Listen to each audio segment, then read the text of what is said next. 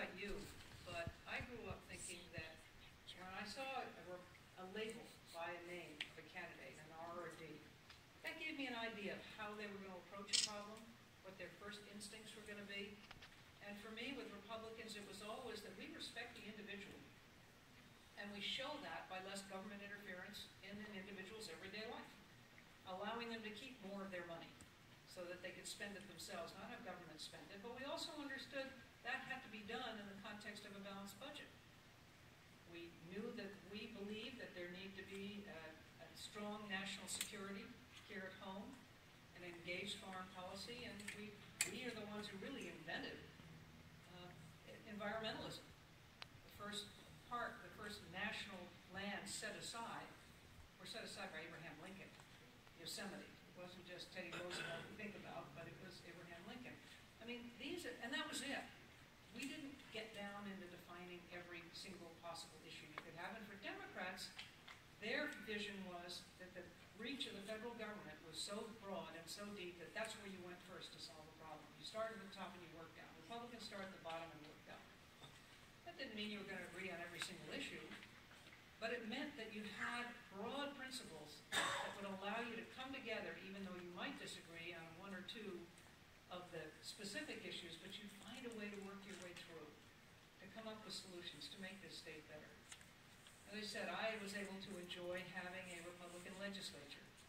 And because of that, we did some very good things. Sam, you will attest to that, I think. And raise your hand as the leading woman. I think the first bill I signed was yours. Wow. I think it was.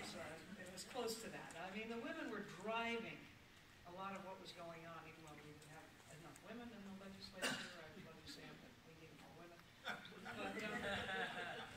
what we did is we worked together. And we didn't close out the Democrats. We did not talk to them. We did a lot of work with them, those who were willing to work, and we moved the state forward. That's where we need to get again. It's not, again, about us against them. It's about what is it that we need, what is it we want for the state of New Jersey. We need to get together and take a long-term look at our budget problems. How are we going to solve them? What are our priorities going to be? What do we really care about? We can't do everything. We can't do everything for everyone. It just isn't possible without making some serious, serious changes. And there's some tough decisions. But it's hard for people in elected office to make tough decisions if they don't hear from their constituents that they're moving in the right direction. And the real problem we have, and that's why I say that the whole ability to change things starts with right here, starts with organizations like this. We don't vote. We don't vote in this country. The average voter turnout in the United States in a primary is 10%. When you talk about a general election with Congress at the top of the ticket, it's 32%. And we think we've done a bang-up job if we can get to 50% in the presidential or 51%. That's pathetic. That's really bad. And it doesn't get us the kind of representation we want because so few people are controlling the agenda. We need to re-educate. We're not teaching kids civics the way we used to learn civics. People need to understand that that old saying that gets so overused is true. Democracy is not a spectator sport. Democracy involves being involved. Doesn't mean you have to run for office, although I'm delighted to see that your school, I wish you had it when I was going to run, because we've got some things on that running to win that are really important to know and important skills to learn. This is the kind of thing that can help people get engaged, making it a little easier for them.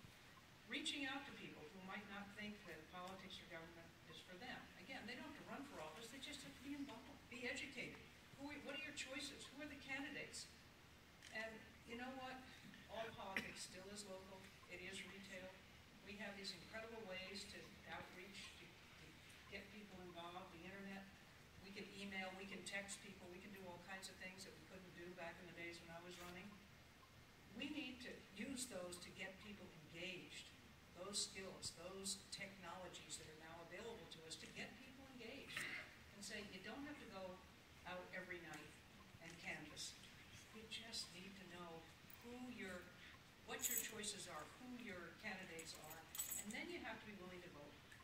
You can't get up and say, it's a rainy day, I don't want to go out, or I've got so many errands, gee, if I miss the polls, isn't that we've just seen an election in Afghanistan.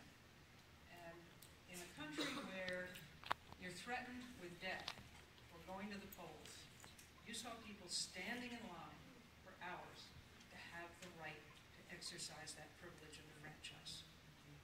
I've had the privilege of leading observation missions for several elections now, one in Cambodia, one the Palestinian presidential elections. And again, countries where people are threatened with death, they will stand in line to go to the polls and then be marked with indelible ink. And I will tell you that that ink is indelible. It takes a good week of hot water and a lot of soap to get it off, and many of the people don't have access to a lot of hot water and a lot of soap. And yet they're still willing to do it just for the privilege of getting to choose their elected officials. And we sit here in this incredible country of ours and take it for granted and think, well, someone else will do it. And it's not going to really make a difference whether I vote or not. Well, you here in Middlesex County know as well as anyone the kind of difference it can make. And frankly, I have said it again and again, some of the most important decisions that affect our lives the most directly are made at the very most local level. And that's where the decisions are made that affect you every day, and you work your way up to the state. It's important for us. So everyone here, I know I'm preaching to the choir, because you wouldn't be here if you didn't care. The important thing is to use that tool of technology to reach out to your friends and relatives who aren't the ones who are here, who don't come to meetings like this, who aren't as involved, and say, you know, it really does matter. It really does. You look at our candidates. You have a slate of candidates that can change things, that can make a true difference, that can give the governor the kind of support he needs to get things done, that can get those who are in the legislature the kind of support. It's got to be lonely being in the minority. Not a whole lot of fun. A lot more fun when you're in the majority. But especially when you have as polarized an assembly and a Senate as we have today, and as partisan assembly and a Senate as we have today. It's really discouraging when I see some of the comments made by Senator Sweeney about our governor, when I see some of the comments that other legislators make about their Republican colleagues. Colleagues out the window. It's their Republican enemies. We don't have colleagues anymore. That's wrong. That's something we need to understand we can overcome, but we can only overcome it by working together, by coming to meetings like this, but more than that, to reach out to others and remind them